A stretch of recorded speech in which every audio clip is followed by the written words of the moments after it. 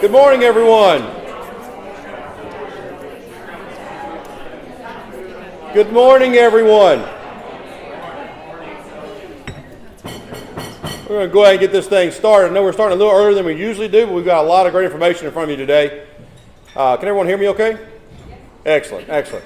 So, I'm delighted to have the panel that we have with us today, to have you all joining us. I think it's going to be very, very informational for all of us. I always appreciate the crowd that we have for these luncheons. Hope you're enjoying your food. Please continue to do so. Desserts in the back right corner, coffee's in the back.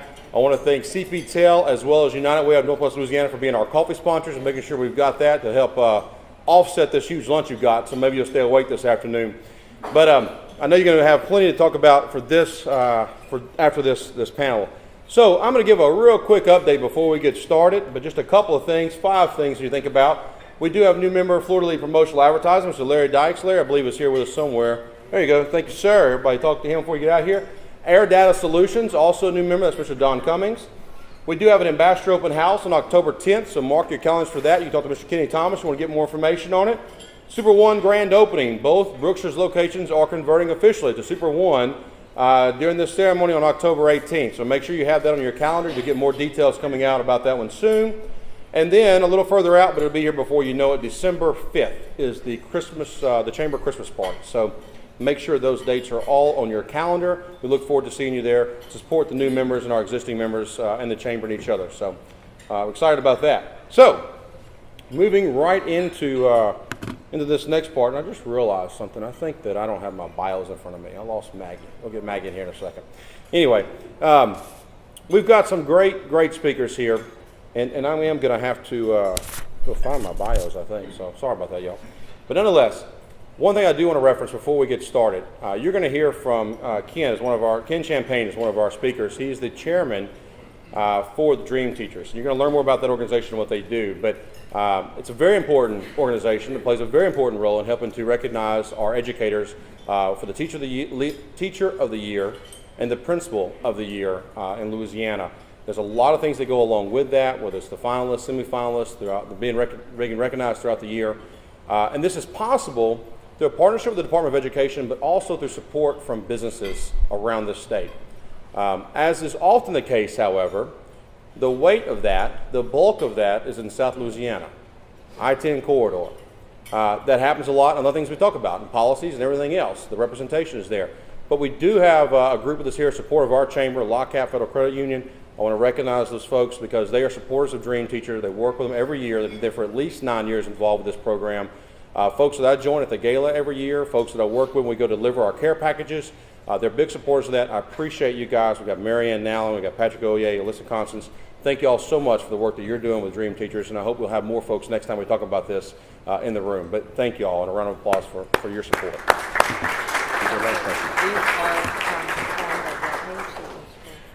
Okay, that'll work. All right. Thank you for that timely saving there for me, Maggie. So now, without further ado, we're going to move right into our first panelist. So we're going to start with Miss Kimberly Eckert. Kimberly's been teaching in West Baton Rouge Parish for 9 years. In addition to teaching English 1 at Bruley High School, she has also served as a special education inclusion teacher, a reading interventionist, a speech teacher, mentor, and master teacher, as well as an instructional coach. Eckert holds a Bachelor of Social Work, completed her teacher preparation program through LRCE, and obtained a master's degree in special education from none other than Northwestern State University. In 2016, Kimberly was named as the Louisiana Association of Computer-Using Educators, like you, Teacher of the Year for high schools. Previously, she won the same award for middle schools, and in 2013, Kimberly was selected as the West Baton Rouge Parish Middle School Teacher of the Year for her work as special education teacher. She has been awarded several grants to further educational initiatives, is a Kagan Scholarship winner, a Discovery Star Educator, and has had student work showcased on local TV stations in Baton Rouge. Kimberly has presented at local and state conferences and has had work featured in Lakeview publications on integrating technology for struggling learners in a flipped classroom. Ladies and gentlemen, 2018 Teacher of the Year, Ms. Kimberly Eckert.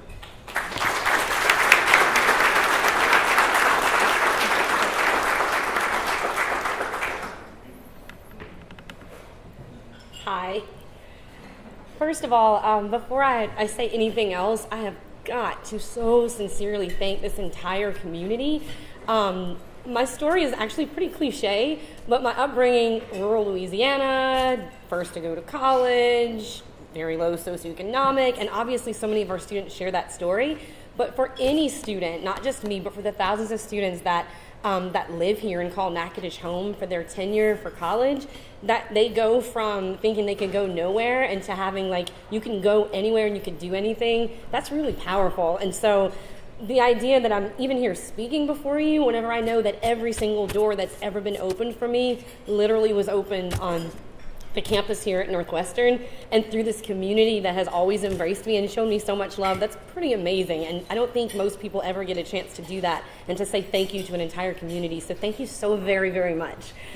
Aside from that, today I'm going to tell you a little bit about my rise to teaching, because I have a very non-traditional story for that. And then I'm also going to tell you a little bit about what it's like to actually be a teacher in today's classroom. And then I'll tell you a little bit about how my life got flipped, turned upside down. Ever since July 28th, everything's just really changed, and it's only been 2 months. So, first of all, my bachelor in social work is also from Northwestern. I just can't get enough. I probably need like another degree from here after this.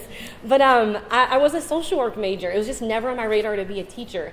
And that was never anything about the profession. It's just that I needed to help and I needed to change. And if you look at any materials that are published for social work, the entire idea and the concept is to take people's skills and it's to help them empower themselves and it's to help the individual and then the community and then the larger picture to where you start a ripple and then it turns into the ocean. And so it was just amazing to have a background like that. So I'm going to tell you a little bit about how it shifted and how all the work I ever set out to do, I'm doing every single day for 125 kids a year. It's amazing. Basically, after I was done, the first 7 or 8 years of my life my professional life was through social work. And I was a program manager actually for an organization called Best Buddies. It's the sister organization to Special Olympics, so it's very Kennedy Shriver. So where Special Olympics focuses on like athletic inclusion, the Best Buddies program is social inclusion and making partnerships there. So such a cool job. Like some things I miss, like being able to go to the bathroom whenever you want, because I was a program manager, you could do that. As a teacher, you cannot. But in any sense, it was very cool. I got to write grants and I got to host fundraisers and events and do event planning, and it was amazing. But the biggest part of my job was creating these programs. And so I was actually in a lot of schools around the state where I was meeting with kids with and without disabilities to kind of promote that social inclusion. And that was an amazing job. It was an amazing experience that I had. But the only time that I was like truly happy, and I'm generally a pretty happy person. If I was shining shoes, I'd be really happy with that. But the only time that I was like at my very best was whenever I was in the schools, because ultimately I was driving back or I was traveling for work or I was writing reports about what I did and reports about what everybody was doing. And I only felt like the fulfillment and I felt the magic and I felt the excitement and the exuberance whenever I was working around other teachers and working with those students. So it really was, it wasn't much of a hard decision to just kind of quit my job and like totally change the trajectory and figure out a way that I could be in on that action, because I knew that like all of the things inside of me, like this is what it must have led to. So whenever I started as a teacher, I was at Port Allen Middle School as a special education inclusion teacher, coming from the past where there was no inclusion. So I had a lot to learn. It's amazing the things that the average teacher does every single day. That Dr. Dukar, that's why I needed a degree, because I'm like, I don't know any of these things. And so I was like, I need to go and get more education on this. So essentially, switching to the classroom is the most powerful thing I've ever done, but I'll tell you a little something first and I'll come back to it later. Whenever I made the switch, the people in like my professional circles and my peer group, literally with their face and their body language and sometimes their words, it was just, why are you going to be a teacher? You could do so much more than that. So I'll kind of hold that, and then I'll pick it up again in just a second. So basically over the past 10 years, I can only say that there's never a dull moment, and there's no profession where if you really, really put your money where your mouth is, and it's not just, oh, teachers change the world. No, really, we do. And the things that we undergo and all the things we have to learn, on my slowest day of summer, I'm still working harder than my max day in my other profession, my other career. And that's saying a lot. And so a person like me and every good teacher really thrives on that, because in the course of a day, you're teaching, and that's the end of it. So we hear the jokes about, oh, you're a counselor and a juggler and a comedian and a community activist. And I'm like, yeah, we are. Love all the things, because it's amazing. So like I said, the average teacher takes on so much more and has so much power and so much weight than most of us would ever get in a lifetime in another career, and that's a pretty special thing. So with that being said, 2 months ago, so July 28th, whenever I was announced as Louisiana Teacher of the Year, in my mind it was quite shocking. If you've ever had the misfortune to watch that video of the moment happening, I really couldn't believe it, because I know the other teachers are just like me. They're all working very, very hard, and they're all doing amazing things, sometimes with very, very little. So it just was absurd to me that I would be the representative of 60,999 others that are just like me every single day. So what I did start to realize after the shock still hasn't worn off, but it's a little more like, I don't know, reality is more palpable now. But that the need right now is for people like you who are willing to listen and to elevate the profession. Because for every one of me that was deterred, that got the phrase, you could do so much more, what do you mean?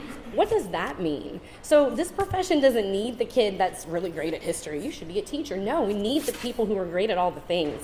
We need the smart one and the vibrant one and the exciting one and the one who's not afraid to learn new things and new challenges, because that's what a good teacher is, and that's what a good teacher has to be to make the kind of impact that's required for this world that's changing faster than we can even write down yesterday's news. It's such an amazing and such a powerful thing.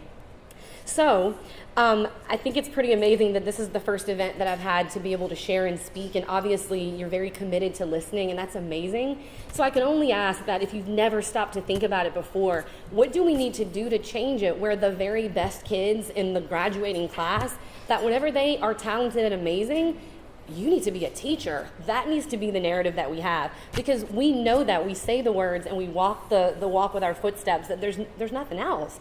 Who else is going to teach the kids whenever they show up on the job to be creative and resilient and empathetic and passionate and problem solvers? You need great teachers to do that, and the best teachers that are placed to do that are the ones who do have all these skills. So it's certainly a community effort to be able to put that forward, so that the most talented people are the ones that are investing and cultivating and growing the talents in all of the kids that we teach every day. So aside from that, I can only thank you, and hopefully if you didn't have any fire sparked, if I just added, and if you've already been burning for teachers for years, I just shared mine with you. Thank you so much for having me, and then whenever we're all done, I would just be so honored to answer any questions about the most amazing profession ever. Biased. Thank you so much.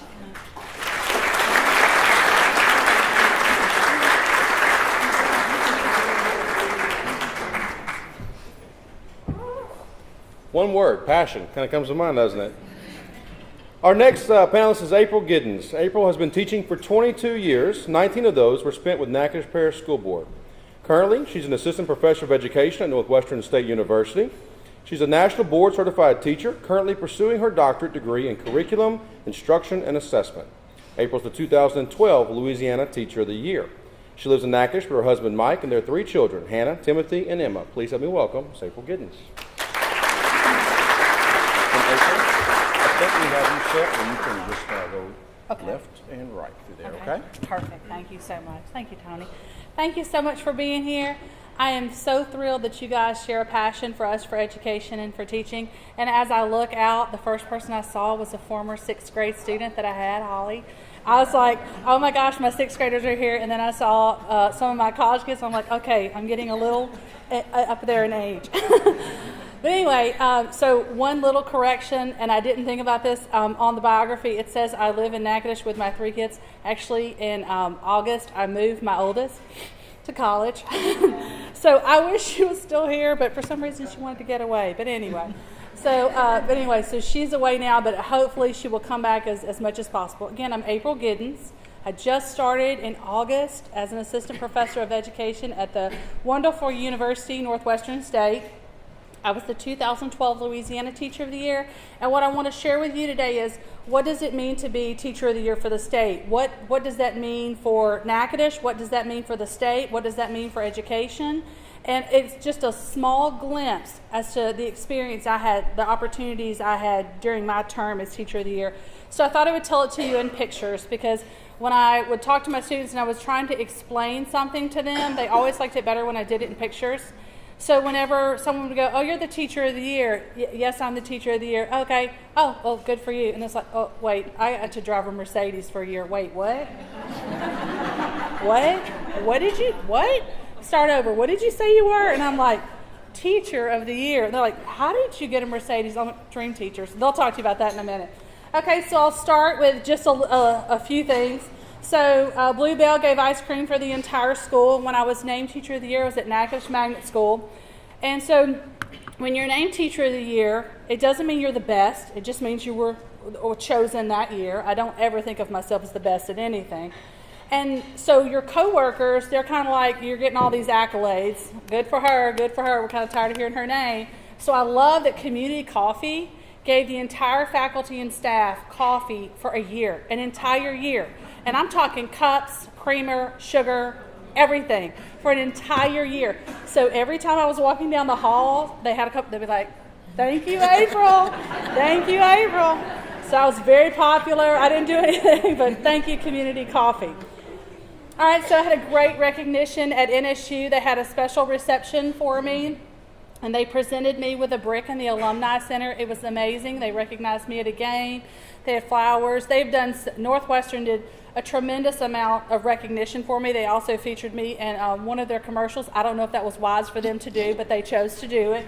But anyway, so Northwestern did a wonderful job recognizing me. Okay, so this was a little scary.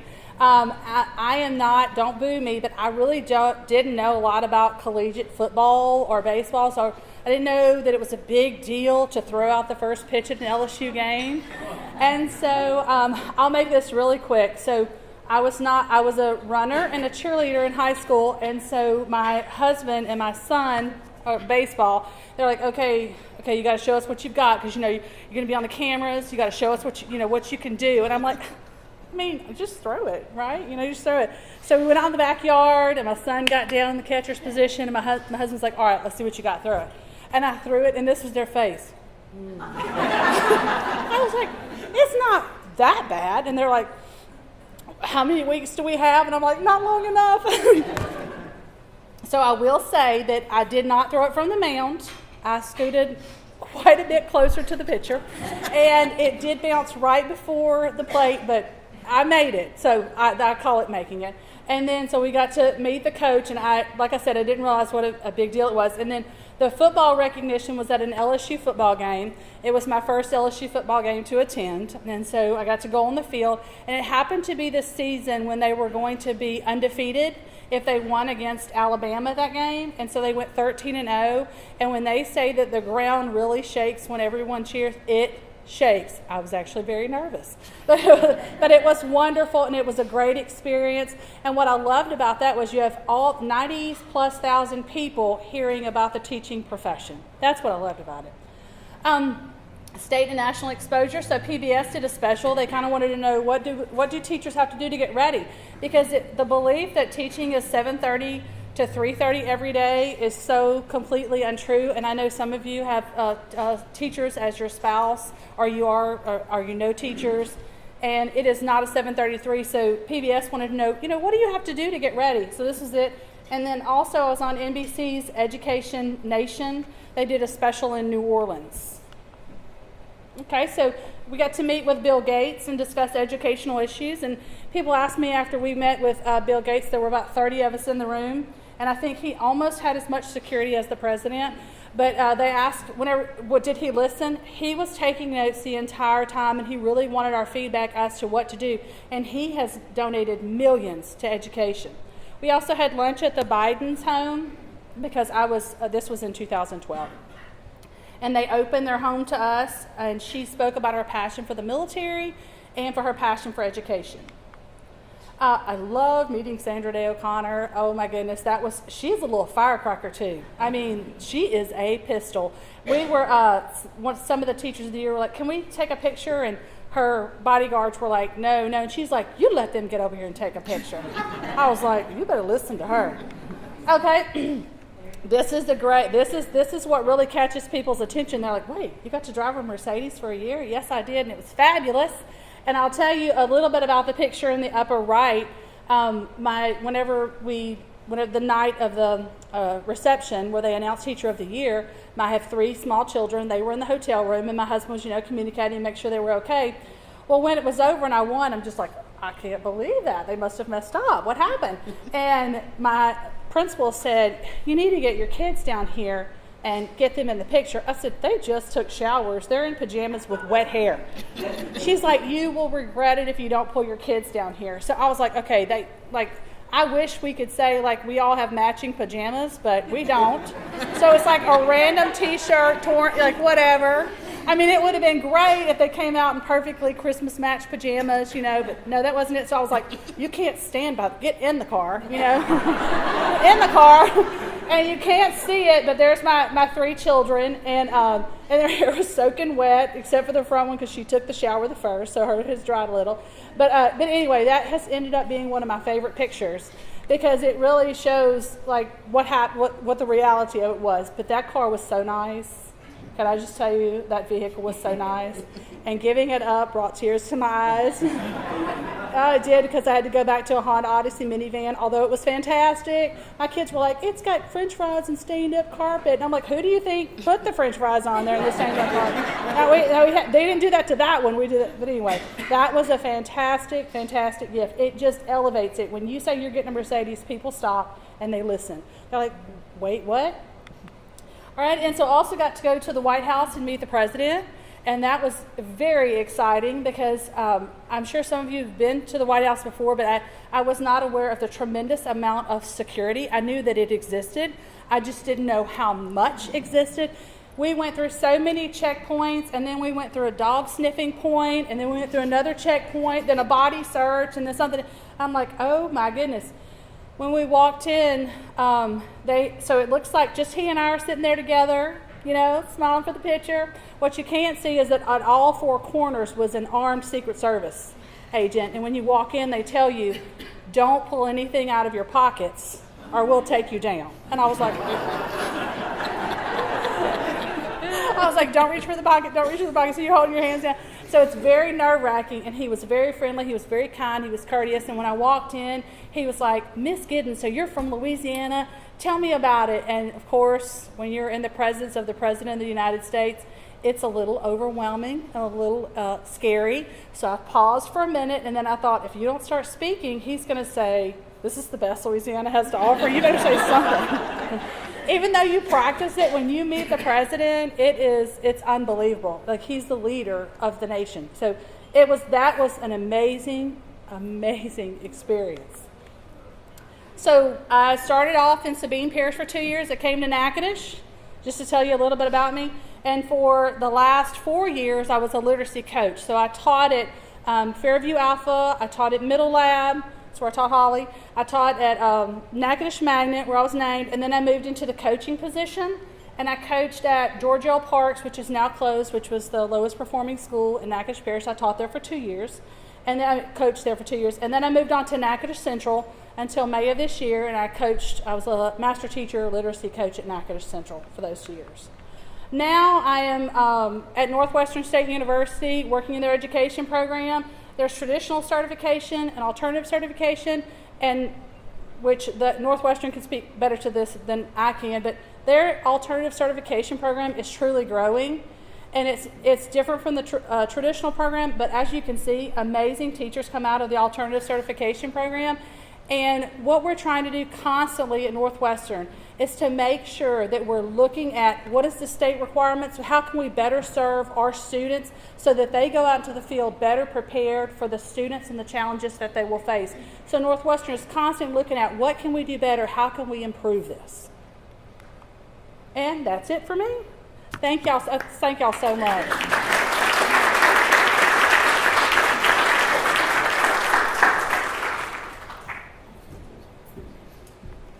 Thank you, April. See a common trait here? High bar, Ken, by the way. So you got to step it up a little bit when you get over here. Our next panelist is Mr. Ken Champagne.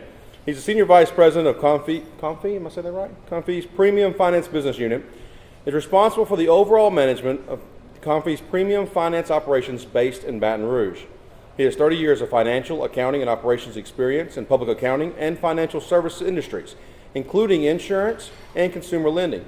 He holds a BS degree in accounting from LSU and is a certified public accountant and chartered global management accountant. He volunteers his time and talents in support of youth education, financial literacy, entrepreneurship, economic development, and cancer screening and treatment programs. He serves as chairman of the Dream Teachers, a private, nonprofit 501c3 organization with its mission to inspire excellence in education, enhance learning outcomes, and recognize and reward Louisiana's most effective educators and school leaders. I would say he's doing a great job with that in the organization as well. Please help me welcome Mr. Kenneth Champagne. Actually, it's left and right to go through your time. Thank you, Tony. And thanks, too, for your leadership here with the Chamber, and then also serving on the Advisory Council for Dream Teachers over the years, and then your service on the Bessie Board as well. So you certainly are passionate about education and economic development. We really appreciate that. So, and certainly a shout out to NSU. I am so impressed with so many extraordinary educators that have had their start here on the campus at NSU. So I was thinking this morning about Dr. Sandra McCollum from Captain Shreve. And I think there's also Nicole Vasquez. There's a whole long list of extraordinary educators that have been recognized, and then those that have not been recognized from the standpoint of Teacher of the Year. So absolutely impressive. Well, this afternoon I want to just, let's see. There you go. Left and right.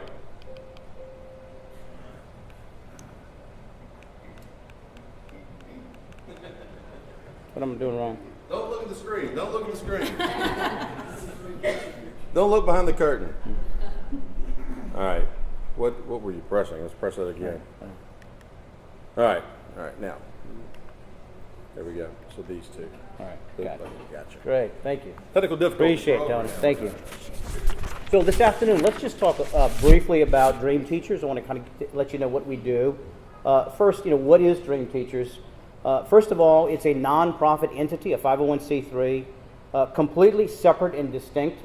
It has its own board of directors, its own advisory council. So it's formed as a nonprofit. Really, this allows private industry to contribute to education initiatives. So where there'd be a difficulty in trying to get resources and funds and investment directly from private into a public environment, this gives us kind of a conduit to do that. It's led separately by a board of directors. We have support across the state from businesses. Probably over 100 businesses support both in cash and in-kind contributions. Certainly Mercedes-Benz is a huge supporter. Baton Rouge, Community Coffee, a massive support over the years. Royal Martin in the Alexandria area. La Capital, we appreciate the support of La Capital over those 9 years. Many, many others. And a shout out because Dream Teachers is a fully volunteer organization, so we all have day jobs, but La Cap and others will actually participate and help in so many ways locally. So for example, one of the things we do is all of the semi-finalists for both Principal and Teacher of the Year, there is a really nice a basket from Community Coffee and also a beautiful flower arrangement from Billy Harriman's, and that is actually delivered and presented teacher by teacher, principal by principal. And it's really incredible to be able to participate in that. In fact, for our volunteers, it's a way that they get close to the classroom, and it's really, really impressive. Dream Teachers has become really a model for others across the country. So many of your states actually might have a single contributor or single sponsor. In this case, we actually have a nonprofit that really is focused on educational initiatives and recognizing excellence. And so others have looked to that to structure something similar in other states. And really, our mission is pretty simple. We want to recognize Louisiana's top educators. We want to inspire excellence in education, and then we want to elevate the teaching profession. So let's talk a little bit about that. Okay, first of all, why teachers? Well, clearly Kim and April show us that way. I mean, as I get closer to the classroom and to teachers, I'm actually in awe. My respect for what's happening in public education just goes up. And so certainly there's no question that highly effective classrooms and great schools don't happen by accident. And everyone with Dream Teachers who volunteers understands that. They believe that. And certainly there are a lot of factors that play into success, whether it's curricula, class size, district funding. Those are all critical things. But research shows that among school-related factors, teachers are the most important from the standpoint of academic performance. And the studies show that if a student has an awesome teacher, that not only impacts them that year, but it impacts them for several years beyond that. And the studies show that. Teaching is a challenging profession. There's so many things that ail us in society, and there's a lot of finger pointing. It's not easy. Recruitment and retention is a serious national issue. School leadership is key. There's no question about that, and studies show that. And education is so critical to all of the economic development initiatives that you actually conduct, because they play in one and the other. And so that's why we see so significant the role of the teacher and the teaching profession, that we have business leaders and community leaders across the state that are volunteering their time because they just simply want to say, hey, look what they're doing. And so really, Dream Teachers is simply taking the spotlight and saying, look at that. Look at that success. Look what he's doing. Look what she's doing, and really pointing in that direction. What do we do? Well, we basically recognize and reward Louisiana's top teachers. And really through our public-private partnership with the Louisiana Department of Education, we do that through the Teacher of the Year and the Principal of the Year program. So the Teacher and Principal of the Year of the program really is a program that's administered by the LDOE, by the Department of Education. That is not Dream Teachers. Dream Teachers is separate and distinct. But through a cooperative endeavor, we partner up. And so we do things on the business side at Dream Teachers that really the state cannot do. Especially in times today with the challenge from a budget perspective. And then, so we're not the DOE, and Anna and the team there are not really Dream Teachers, but together it's incredible what we're able to accomplish. And really, if you take a look at Dream Teachers and LDOE, that is a perfect example of a cooperative endeavor agreement that works. From the standpoint of you take these two, you bring it together with the resources, and you accomplish something that clearly is top rated across the nation. Certainly generous cash and in-kind contributions are awarded to honorees. And the Louisiana Teacher of the Year and Principal of the Year become the spokesperson across the state, and they also compete on a national level.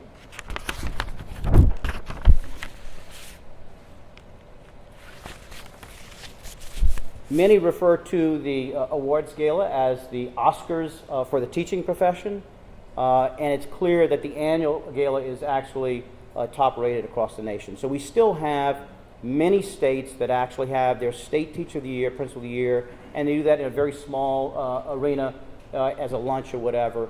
This is really incredibly classy. Imagine this massive auditorium that's 725. It's packed.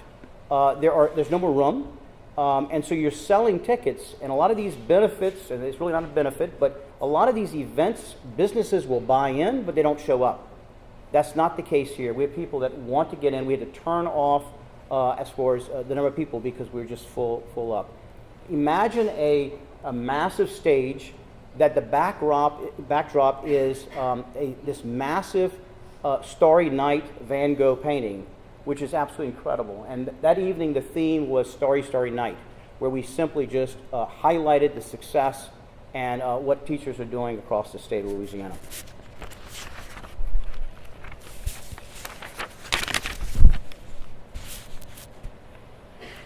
We have other recognition programs. We have a Teacher of the Month. So on our website, students and parents can actually nominate a teacher across the state of Louisiana. We recognize that monthly.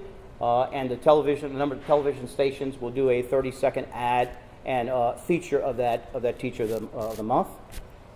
Community Coffee is a massive sponsor, and it's named after H. Norman Siraj, who is the second generation owner of Community Coffee, and that focus is really on community service and community leadership with teachers and educators. And so that is another award that Dream Teachers actually conducts, and that we actually honor the evening of the gala.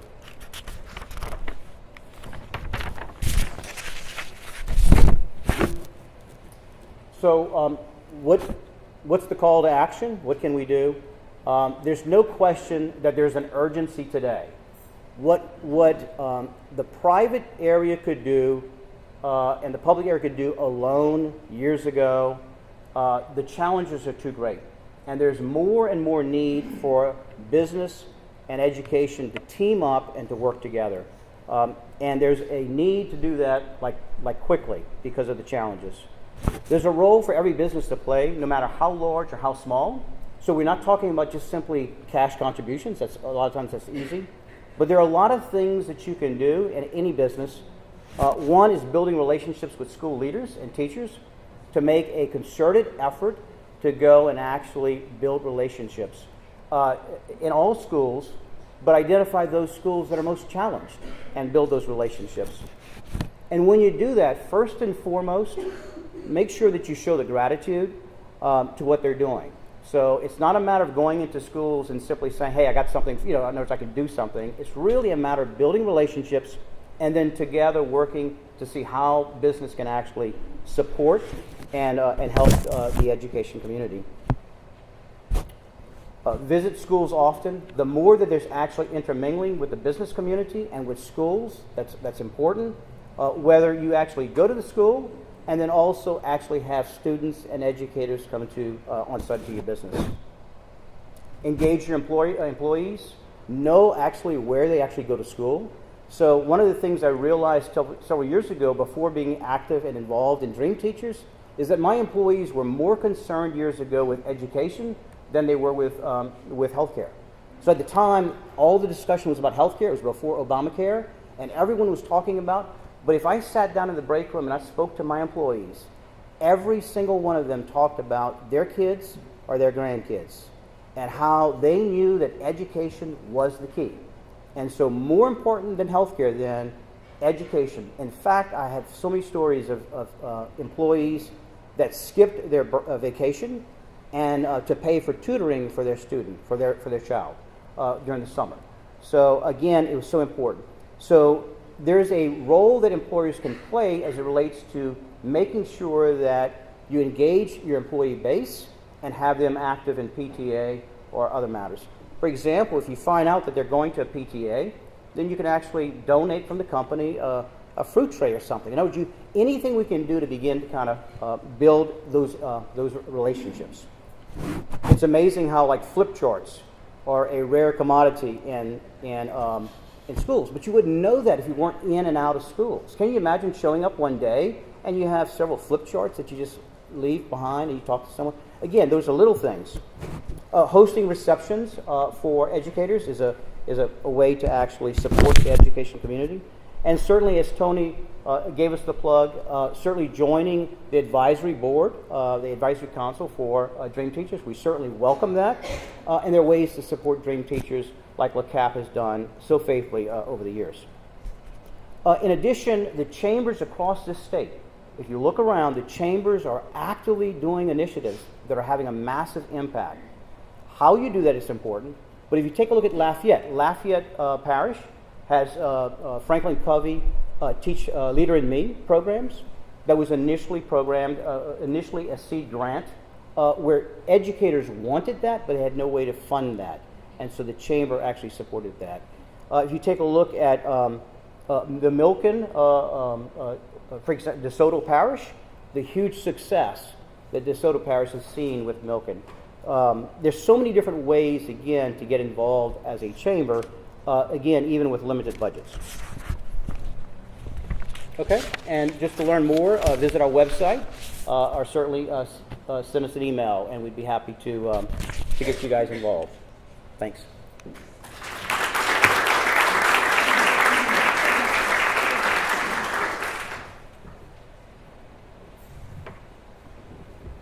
Thank you, Ken.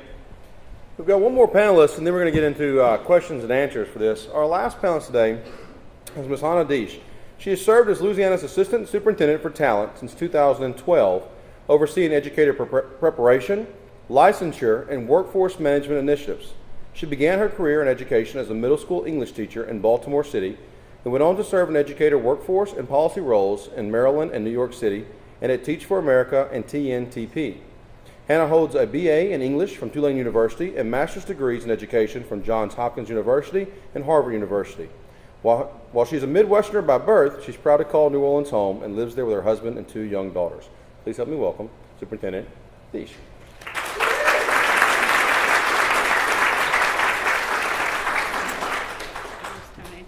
So we have left and right. You just advance this way. Okay, perfect. There you go. Good afternoon, everyone. It's such a pleasure to be here. I have the privilege in my role to be able to travel all across this beautiful, great state. And I always love being in Natchitoches. It's a beautiful city and such a gracious city, and I thank you for having me.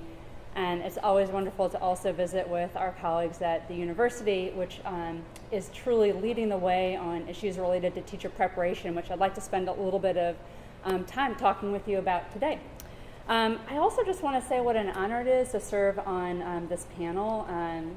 Kim and April are much too modest. They represent truly the best of what is a challenging, dynamic, and incredibly important societally profession, and it's an honor to be with you, and also with Ken, whose organization helps us have what I think is truly the best Teacher and Principal of the Year program in the country. It's really such a wonderful partnership. Ken, we've had a long history of working together. It's unique that you would see a State Department and a nonprofit organization work so closely together to offer a program such as this one, and we're really truly grateful for that partnership and your leadership, Ken. So I wanted to spend just a little bit of time today talking to you about how we at the State Department think about the success of our students in Louisiana and what's possible for our students. So we believe that Louisiana students are just as smart and capable and gifted as any students in the country. And over the past several years have worked across 5 areas really to ensure that every student is able to reach their potential and is able to pursue their God-given gifts. And I'm going to talk briefly about these 5 areas, but then talk in greater depth about what we're doing to support teachers, because that's what today's focus is really about. So first, we've worked over the past several years and are continued to be focused on education for our youngest children through the unification of child care, Head Start, and pre-kindergarten to provide best opportunities for what are some of the most critical years of child development, those early years. And here in Natchitoches, I know you all are taking a very innovative approach and taking this work very seriously. You have someone in your city who's focused exclusively on this body of work to ensure that young students are able to get access to really high quality early child care, which is important for those students and also for those parents of those young students. Second, alignment of standards, curriculum, and assessments and professional development to make sure that teachers have access to coherent, seamless standards, curriculum, and ways of understanding how well students are doing. That work has been underway for several years.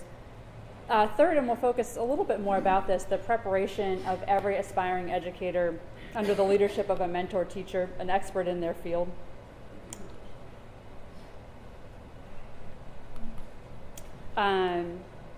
Well, let's see.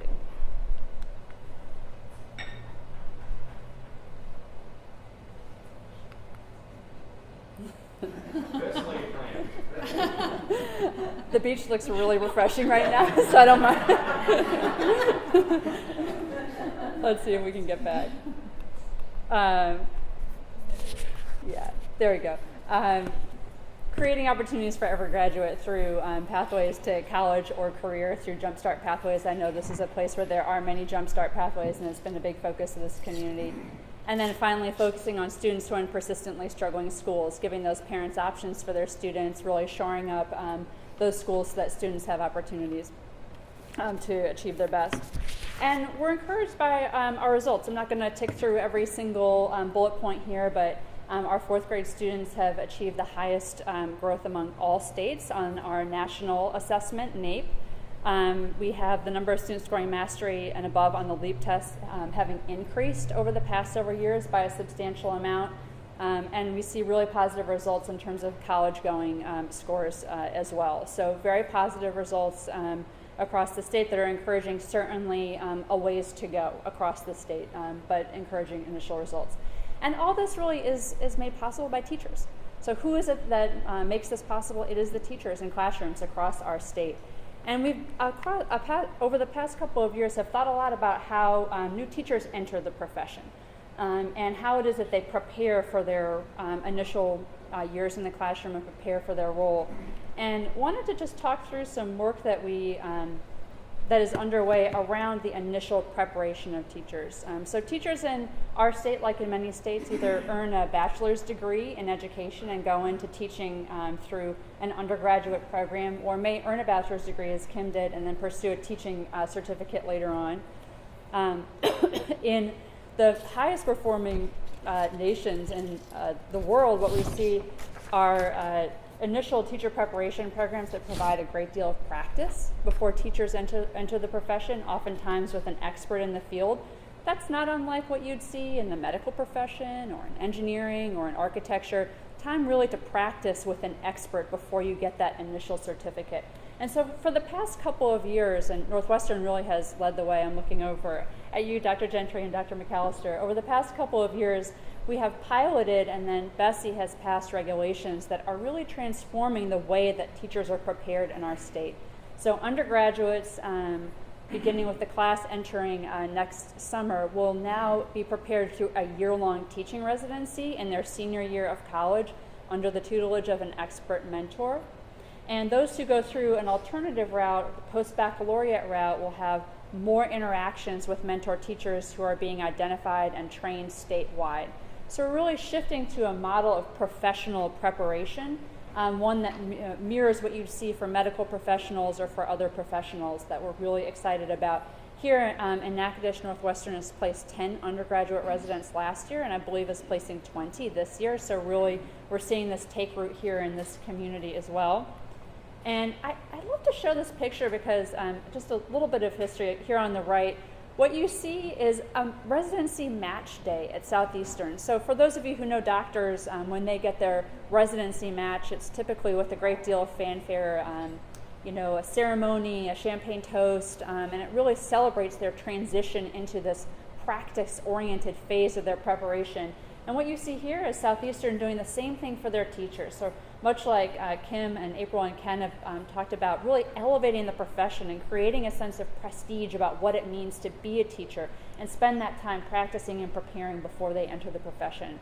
Just makes me so happy to see those young women's faces, the pride they have about going into their residency placement, their excitement about where it is that they're going to train. I think it really speaks to where we're headed as a profession in our state. And it just taps into the passion not only of those undergraduates, but also the mentor teachers who are hosting them. Just a couple of quick points on this so that you get a better feel for how this is going to work. Again, Bessie approved regulations that will scale up this way of preparing teachers statewide over the next several years. And what I think is fantastic is that it also includes financial support. So a $2,000 stipend for those undergraduates who are participating in the residency, and a $1,000 stipend for the mentor teacher who's hosting that resident. So giving some recognition and also a little bit of financial recognition to those who are participating in this new way of preparing teachers. We're preparing 2,500 mentor teachers across the state over the next 3 years. So really building up this cadre of leaders in schools who can support new teachers, giving them some prestige and a little bit of funding to incentivize them to stay in the classroom and continue to grow professionally. We're just really excited about this new pathway for teachers in our state. One thing that we have to acknowledge, though, is that the access to these preparation experiences to date has not been equal across our state. Because most rural school systems are not in close proximity to undergraduate institutions, it's been difficult to get undergraduate residents placed in very rural parts of our state. Northwestern, under Dr. Gentry and Dr. McAllister's leadership, is trying some really pioneering methods to try to get their undergraduates placed in more rural parts of the state where students tend to struggle to a greater extent. But there's going to need to be work across the state to ensure that this residency model is able to take root, not just in university centers or in urban or suburban parts of our state, but also in more rural communities. So that is where you'll see us focus over. This map just sort of gives you a sense of what that access looks like. So over the next couple of years, what you can see from us is a focus on access to really full quality preparation in rural communities. Again, work to build this mentor cadre over the coming years, and work to support our wonderful teacher preparation institutions across the state as they make these really important shifts to really change how prepared teachers are to enter the classroom. I thank you for your time. Looking forward to any questions that you might have, and thank you.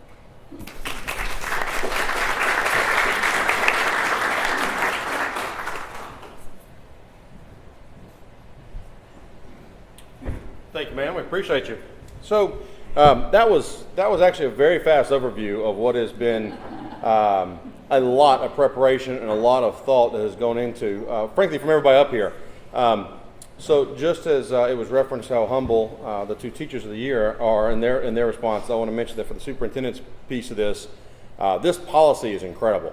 The changes that we're looking at is incredible. And again, the impetus for this is, I think, probably the most incredible piece of that, which is how do we elevate the most noble of all professions in this regard, the profession that teaches all other professions? Because arguably, while I'm a very passionate early childhood advocate for education there, we know that any education we look at is only going to be as powerful as the teacher in the classroom. That's where the rubber meets the road, so to speak.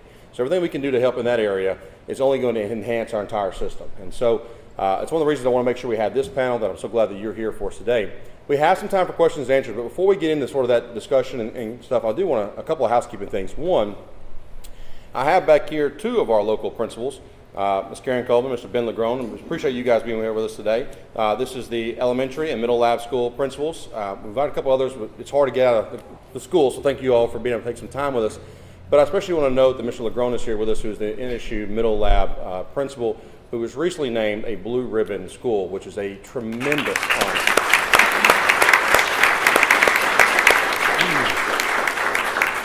There's a talent pipeline running through those two schools in our system, and we're very grateful for the work that you guys do for our kids and just the exemplary work that you do. So we appreciate both of you for your work. And of course, we have folks from Northwestern, our higher ed, and it's been referenced there. But it has been a particular pride point for me on Bessie, working at the state level, to see the work that's coming out of Northwestern State University and to be able to provide support, but also know that I have progressive and proactive partners at Northwestern who are saying, we'd like to see this happen, can we see these things happen? As opposed to taking what's coming in the pipeline, they're proactively and aggressively saying, these are things that would make this better, let's work on these things. And so I appreciate that and applaud Dr. Vicki Gentry and Dr. Kim McAllister for your work on that as well. So thank you all. And the last piece is you've kind of got these little rack cards passed around here. The Chamber started an education steering committee here about a year ago. They've been working diligently, had a lot of meetings. We have several of those members in attendance today. But really looking at this and saying, you know, if we're going to work on education here, people need to be aware of education. One of the biggest detriments, and this has been referenced a little bit today by the panelists, is that unless you're walking into a classroom or going to school board meetings or really involved, and if you have spouses that are and teachers, then you are somewhat involved. But the community at large and the business community at large is generally just not really well connected to the education system. So we felt like it'd be very important for you to just know more about it. So there's some numbers on this rack card that are just documented numbers just for your information so that you're aware. This is the first edition of this rack card. We will be providing, we'll be revising this and putting more information, updated information. And for instance, and this is really great news, there is a section on there that references the desegregation order that we have been under since 1981. And we noted on the rack card for your knowledge that we have submitted everything from the school system in order to try to get out from underneath that desegregation order. And it was announced at the school board meeting yesterday evening that we have been awarded unitary status. So that is a tremendous accomplishment. Yes. And we commend the school system and the superintendent for the work that's happened over many, many years to make sure that that has happened. But that is, I can't speak to that enough. That's just tremendous. So that's one thing we got to immediately make a change on our rack card for. But it's a wonderful change to have to make. But I want you guys to have this as some sort of information to take away. Also note on there, there's natchitocheschamber.com/education.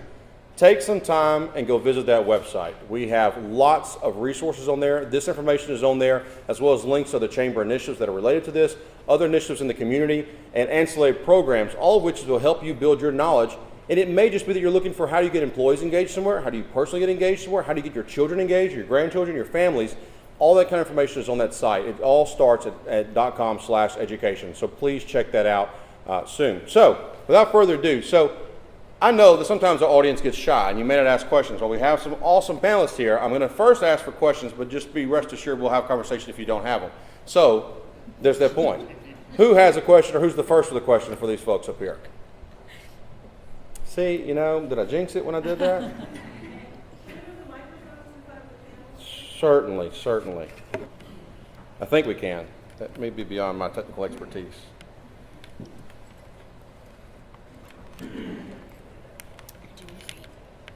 Thank you for that encouragement. I needed that. Okay, hold this. And there is that microphone. And then this one we'll place in the center. And we can kind of pass that around. So, thank you. So, did someone have a question? I know there's a lot of information has been thrown at you. But surely, Mr. Bernard. Something I just wanted to ask Kim, and Kim is a good friend of my daughter. I met her at my daughter's house for grandchildren's birthday party, so I'm glad to see her today. But Kim and April, are y'all encouraged by the enthusiasm that young men and women have to go get in the teaching profession? Do you see that? Do you see it waning? Are you encouraged by the future interest in that critical area, or what? Would you like to go first? You go first. I would definitely like to see it increased. I love I teach education classes at Northwestern this semester, and I love the passion that they have, but I would love to see the numbers of people choosing education increase. I would always love to see those numbers increase. But the students that I have at Northwestern, the education majors, they are very enthusiastic, they're passionate, they're driven, they know this is their calling in life. But I would love to see those numbers triple for next semester as people that choose education.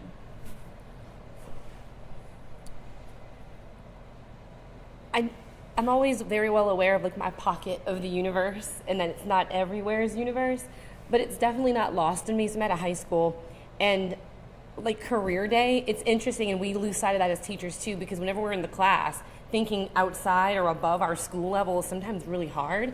But it is very interesting and very telling that whenever we have a career day and we invite 90 people from the community based on student surveys, no teacher is invited, only because the students literally, it's almost like we're so accessible and so there that they overlook that that's a career that you could learn more about.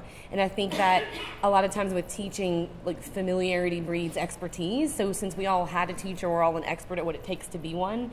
So that's, I was aware of it this last school year. So literally 90 professionals based on the student request cards. And, a teacher, obviously we are full of them, but it's just not something that the students found attractive enough to learn more about. And so that's very interesting, and I certainly love that.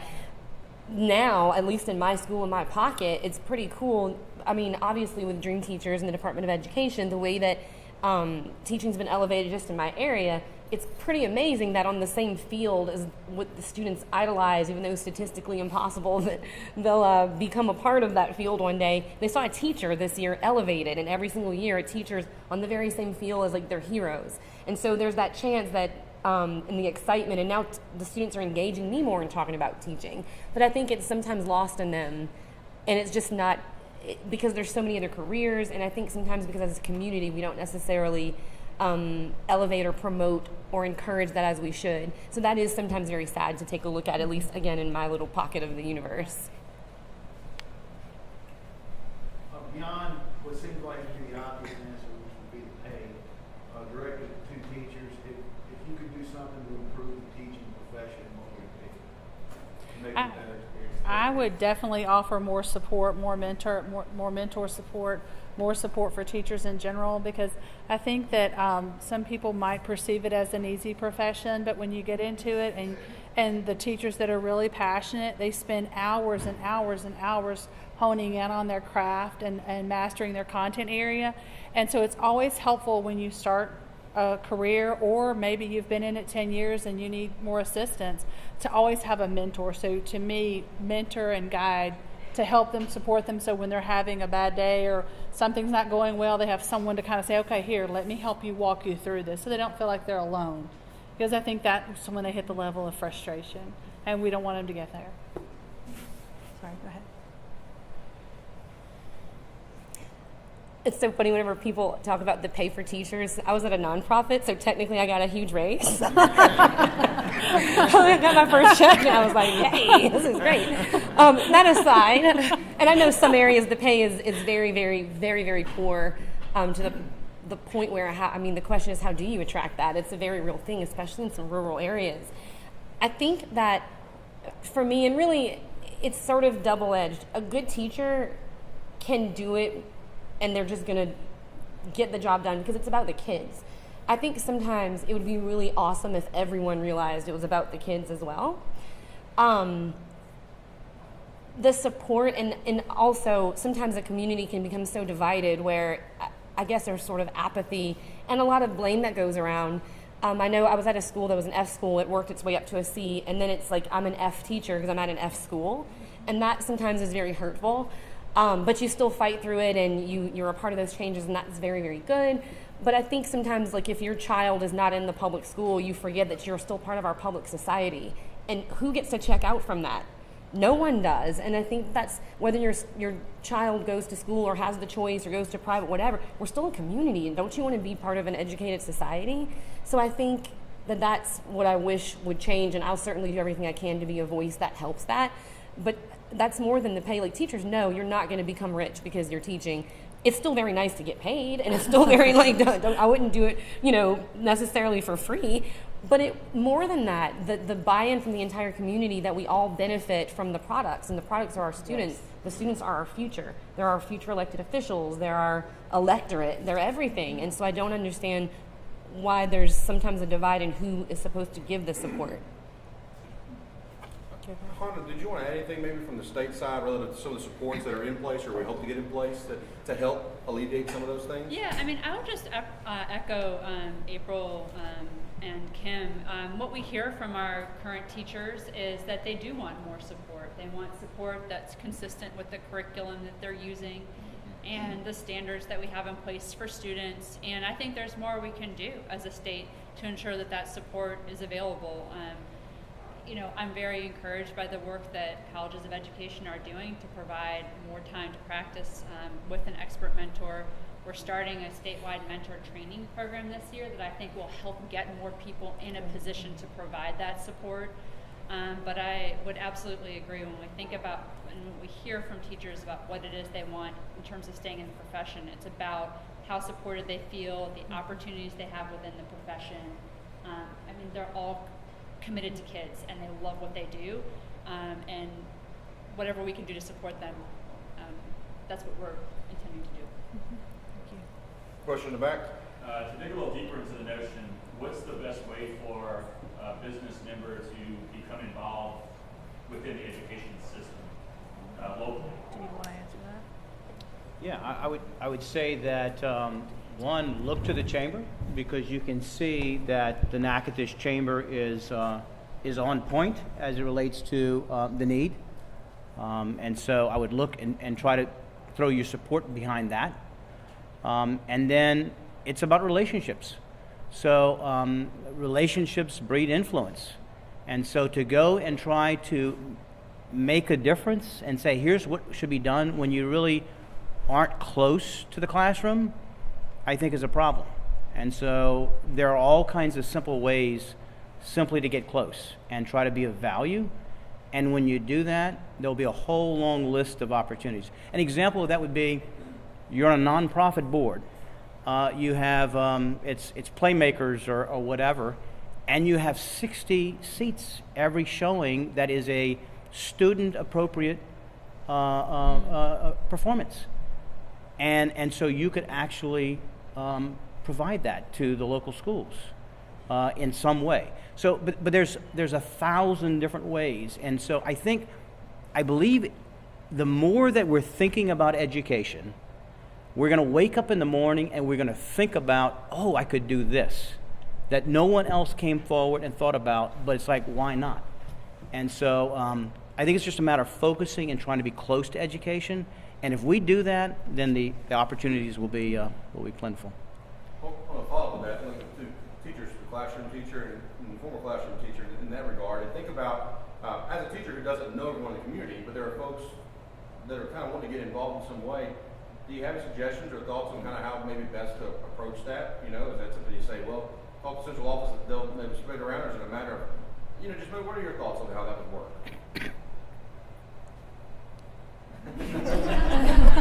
I'll let you go first this time. Okay.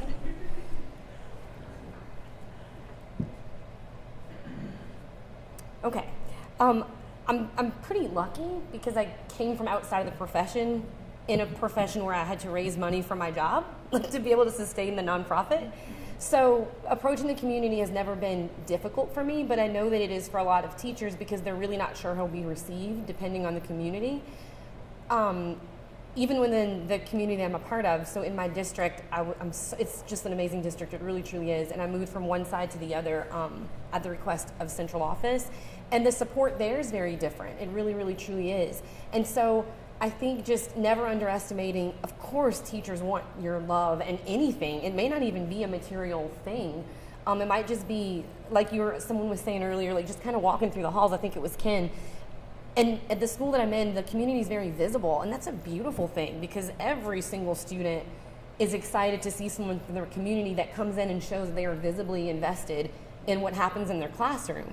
So even just starting from building those relationships and not necessarily waiting to be asked, because it is very hard for a teacher, I mean, really, and you said that, like if you're married to a teacher, you probably never see your spouse because they're always doing something with the school. So it's not for lack of desire or want, but sometimes like if you really want to be a part of that, just go to the school and just maybe talk to the principal and ask what they may need. And sometimes it's really just sort of an appearance, and it may just be coming to tell the teachers that they're doing a great job, like at a faculty meeting or during Teacher Appreciation Week. So it really doesn't take that much. Teachers will really roll with anything you give, whether it's like a smile or it's a fruit tray. We love fruit. That's great. So it's support doesn't even have to necessarily be this tangible thing. Knowing that you're there and that you're ready at a drop to be visible in the community that's educating people you will hire one day, I think is very powerful. And I think also you should start with the school, and it depends on the need of that school. So if it's a low-performing school, they may need you to could you help for 30 minutes one day a week? Could you read with kids? Could you work on math homework? If it's a higher-performing school, they may need something else. They may need you to present at a job fair. They may want you to tell people about careers. But by you actively participating in the school, they see you there, they know that you value it, it means the world to them, not just the students and the teachers, but the administration as well. Tony, can I just add one thing? Yeah. Just from a slightly different angle, your local school board and the State Board of Education play a really significant role in the policies that are made around educating students and how money is spent.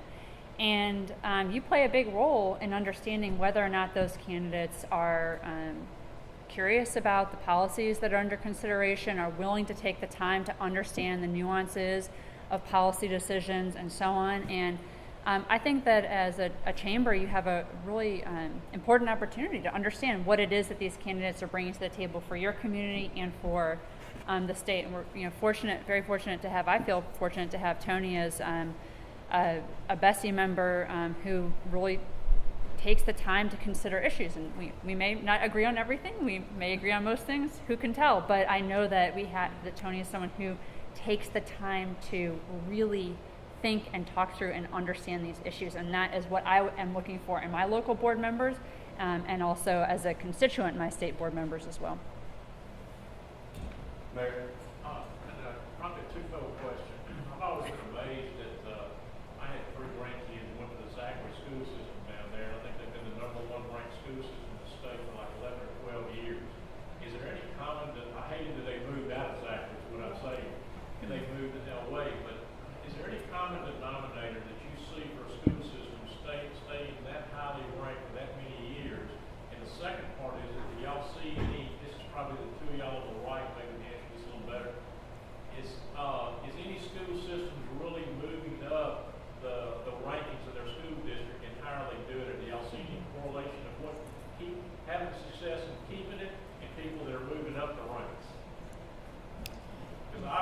Natchitoches parents, we would love to move ourselves up, so we're trying to learn from others. So the big shift occurring in our state right now is going from holding the bar at basic to holding the bar at mastery. And mastery is the bar that's held most commonly in states across the nation. So we're moving the bar up so that it's more consistent with what's expected in other states and internationally, so that our students are more competitive. And what we see, and there are school systems that are moving more on an accelerated pace, or sort of are making progress to that bar to a greater extent. And I think what we see are basically three things. Number one, the use of curriculum that's aligned to the standards.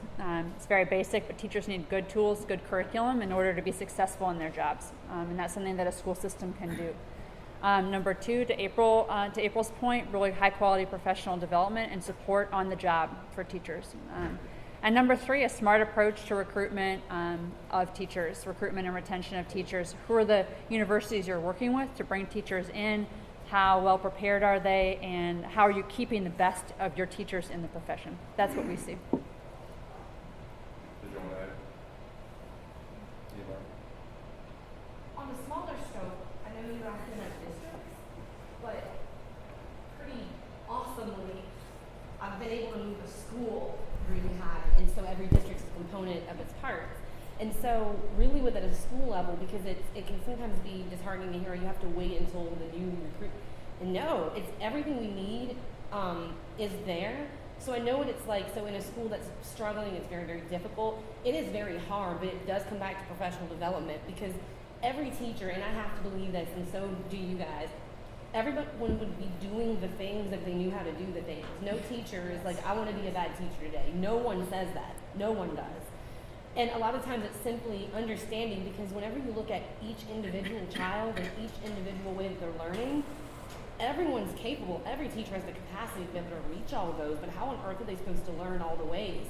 So whenever you think of like the medical profession, if there's new surgery, if there's a new technique, they have access to that. But a lot of times with school districts, you keep doing the same things, it's all you know how to do. And so I know that the direct impact that was made at the school that I was at before was just the finest quality of professional development, and every single teacher is on board and understanding, like, teach me, like, I need help as the teacher, and that never ever stops.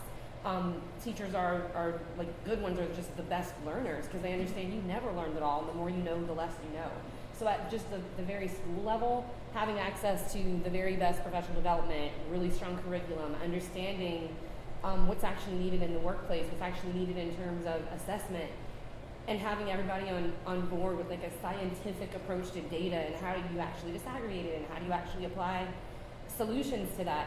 So it can be done, it's just, it can't be done by magic or by dreams. Like, there's a lot of hard work that goes into it. And schools have to have access to better training, and that's what makes the success and makes the difference.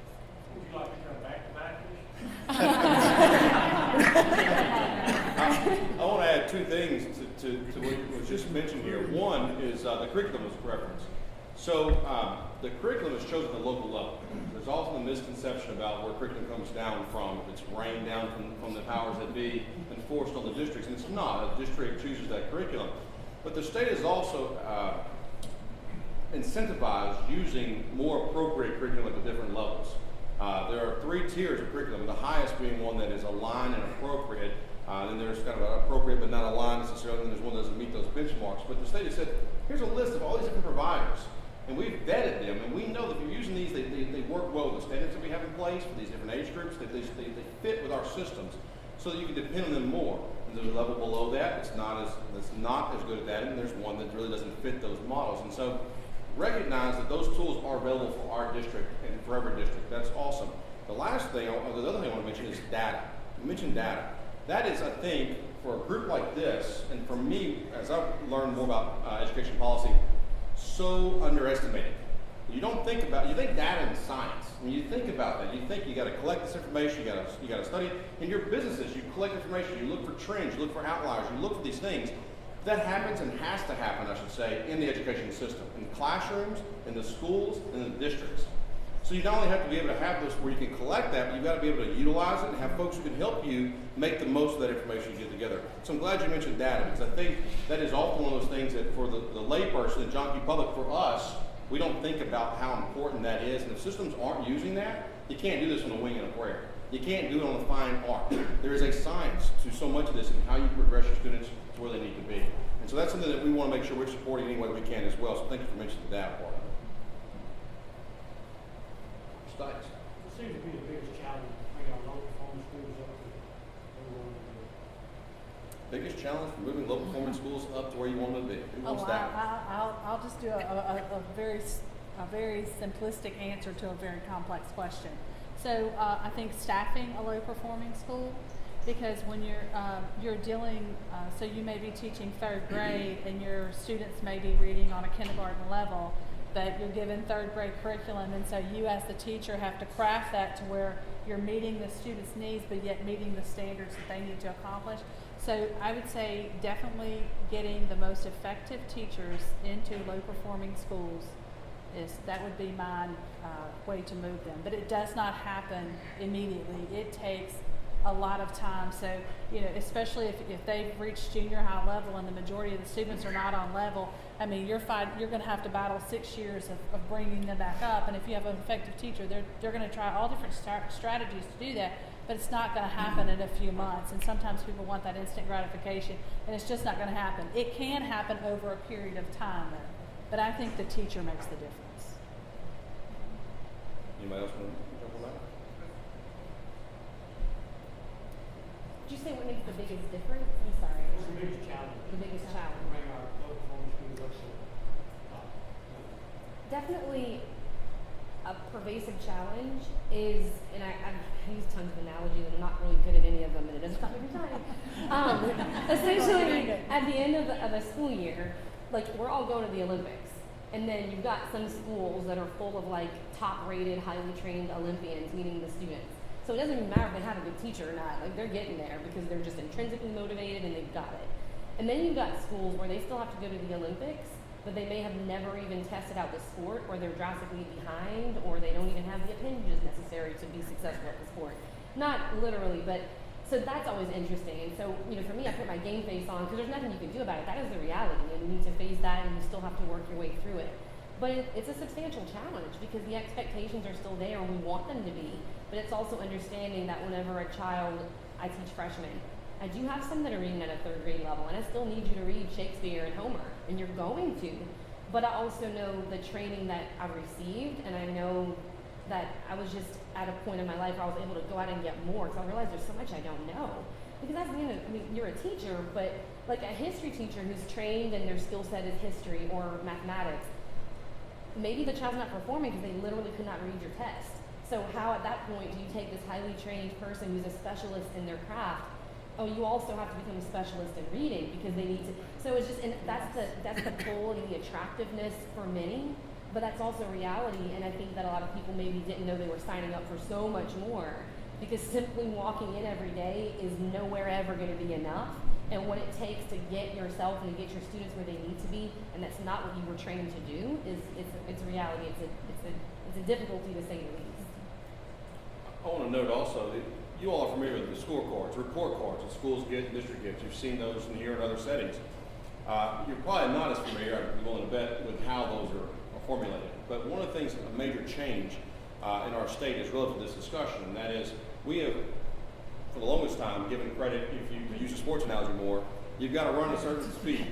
If you don't make that speed, you don't get the credit. You didn't do it. But what we've done now is we've given more credit for growth.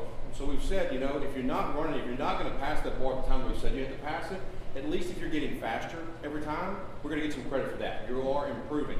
And so the example of where you're in 5th grade, they come in reading at a 2nd grade level. Previously, if they left, they were not ready for 6th grade, maybe they were ready for 5th grade. That was tremendous progress for that child, but not proficiency, not ready for the next level.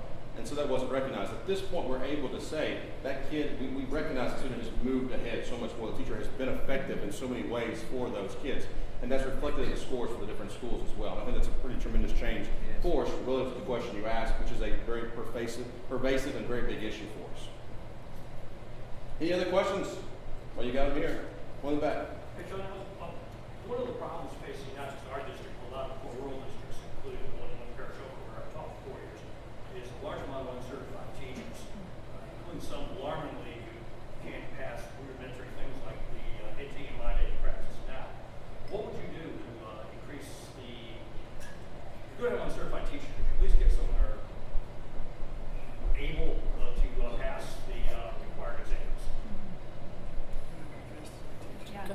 It's a really important question.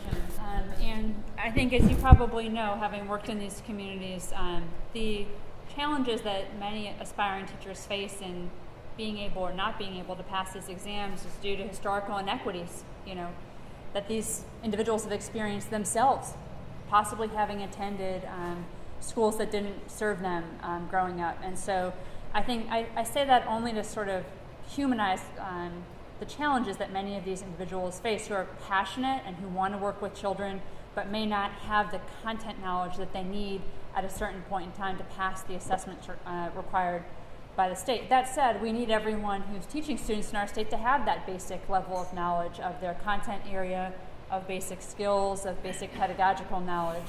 I can't say there's a silver bullet there. I wish there were one. There isn't.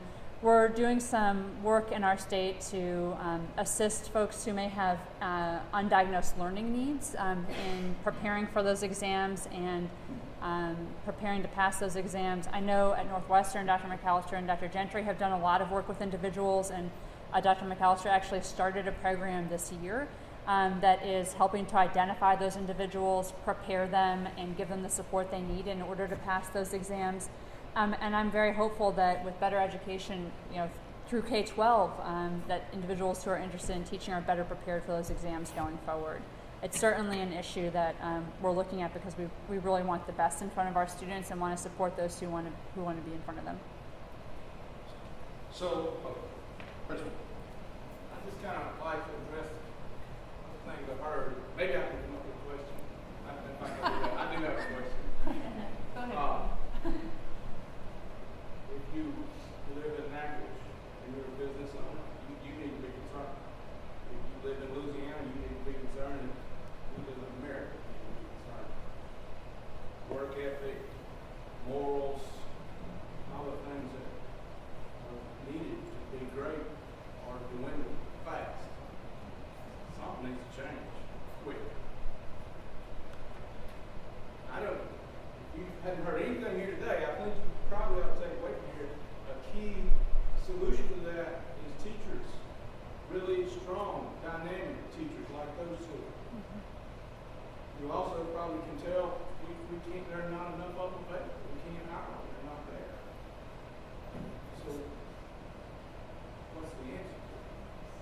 I have noticed in my 10 years here with Northwestern Education that a lot of college students that we work with have a desire to come to college, learn to be a teacher, and go back home and teach. There are not enough kids from that issue to teach right now. And there are not enough kids from a lot of the other rural places who want to go back and teach. Something's got to be started at a grassroots level, at junior high, high school, middle school, high school level, to start building that idea that teaching is a great thing. You are a dynamic student. You have the potential. We need to start encouraging that, building that in high school, and maybe colleges of education give some incentive to get into it early, or more credit than you do now in advanced classes in high school. It's got to start there. And if you're a business person and you want to know how to affect this, go sit down in a school. Look at the statistics about a school. Go sit down and talk to that principal and those teachers and make a plan. Go with a goal. It is said that the invisible can only become visible with a goal. Go to a school. That's where it happens. In that classroom. And that's where you can have the most direct impact. Now, why do people have the general perception that teaching is not a good profession? Why? Perhaps they had an ineffective teacher. Perhaps. I tell you a lot of the cases around here, the teachers have been at it for a long time, talk so bad about it, a lot of them don't go into education. That's part of it. Unfortunately. There is a negative, stereotypical perception. Why? And what do we have to do to overcome it? I would add real fast along that line, and not so much to give the answer, but some thoughts for everyone in the room. love the line of what's invisible but visible plan, and you've got to have these goals and plans. And communication is integral to all this. Communication across lines you don't normally communicate. But also being aware, knowing this, having this in the communication with elected officials, with school, with principals, and supporting this matter, making sure that we, just the point of the negative stereotype that's been referenced here, we've got, if we've created that, we can also create a positive perception. We have to do that, and the power is you all. It is your voice, it's your conversations, it's you at dinner time, it's you at lunch. You can say, all blast this negative, whatever it may be, or you can say, there's a better way. And we're going to work for the better way. But it is absolutely on you. I don't mind throwing that monkey on your back. It's on me, it's on you. You choose the future you're going to have. So I cannot stress enough to you to think about what you've heard today, think about what you just said here. It's very, very important. We've got to offset that. We've got to have an administration and a system that rewards and supports our good teachers, and we've got to have a community that supports those teachers as well. First President. Yeah. First, I'd like to thank you for coming.